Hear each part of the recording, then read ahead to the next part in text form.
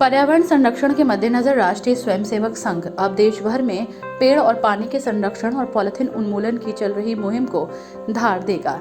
इसमें शिक्षण और धार्मिक संस्थाओं, बुद्धिजीवियों, समाज के विभिन्न वर्गों के साथ ही पर्यावरण संरक्षण के क्षेत्र में कार्य कर रहे व्यक्तियों और संस्थाओं का सक्रिय सहयोग लेकर आगे बढ़ा जाएगा।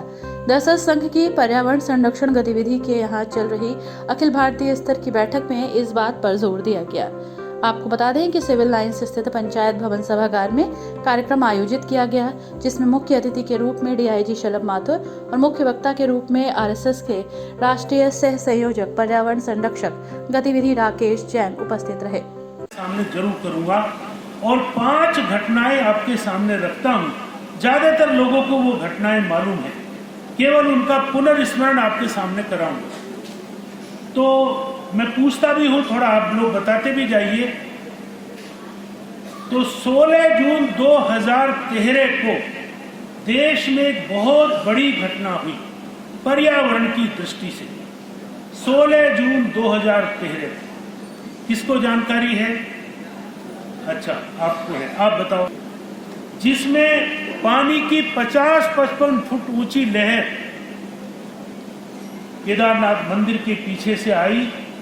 और बहुत मजेदार बात यह है कि उस लहर के पहले एक पत्थर आकर मंदिर के पीछे आकर खड़ा हो गया, तो मंदिर बच गया, परंतु वहां पर 20 से 25 हजार लोगों की जल समाधि हो गई।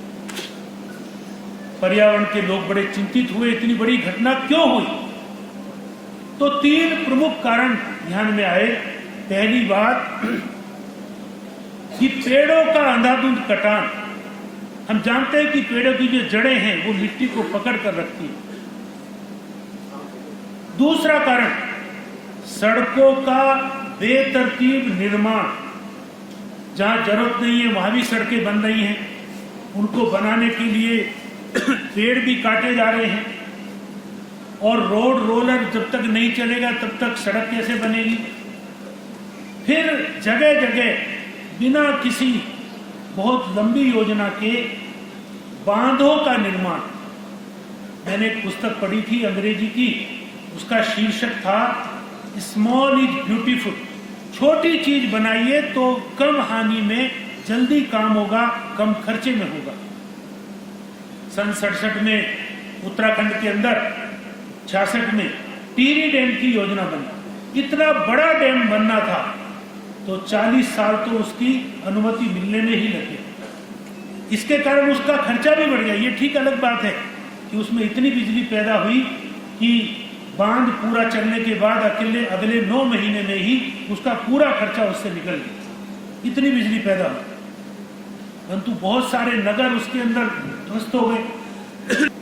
टिहरी नगर में मेरा जाना हुआ, जहां मुख्य मंदिर था वो ध्वस्त हो गया, सारा उसका जो मैदान है वो चला गया। एक पहली घटना केदारनाथ की त्रासदी। वहीं पर्यावरण संरक्षण गतिविधि के अंतर्गत 2019 से देश भर में मुहिम शुरू की गई है। इसके अंतर्गत वृक्षारोपण, पौधारोपण, नदी संरक्षण, वर्षा जल संरक्षण, प्रदूषण नियंत्रण जैसे कार्यक्रम संचालित किए जा रहे हैं।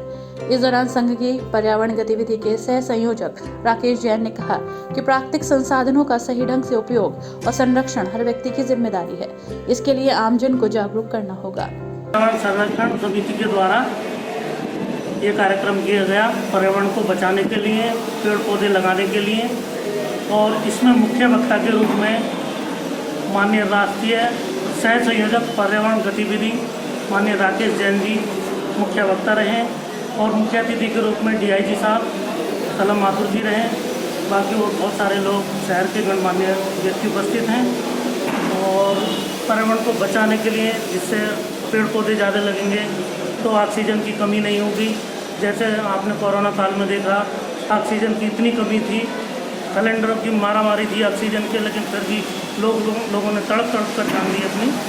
तो आगे ऐसा नहीं होना चाहिए। पेड़ पौधे जरूर लगाएं और उनको पानी समय पर देते रहें। पेड़ लगाना ही जरूरी नहीं है, उनको संरक्षण भी देना जरूरी है। आज पर्यावरण संरक्षण गतिविधि का एक प्रोग्राम था, जिसमें सब लोगों ने बढ़ चढ़ कर हिस्सा लिया और सबने प्रतिज्ञा ली कि 5-5 पेड़ आज ही जाकर घर पे अपने आसपास लगाएंगे। गौरतलब है कि कार्यक्रम में एसपी ट्रैफिक अशोक कुमार, बाल संरक्षण आयोग के पूर्व अध्यक्ष डॉक्टर विशेष गुप्ता, पर्यावरण जिला संयोजक विजय प्रकाश, मुकुल अग्रवाल, अनामिका त्रिपाठी आदि मौजूद रहे।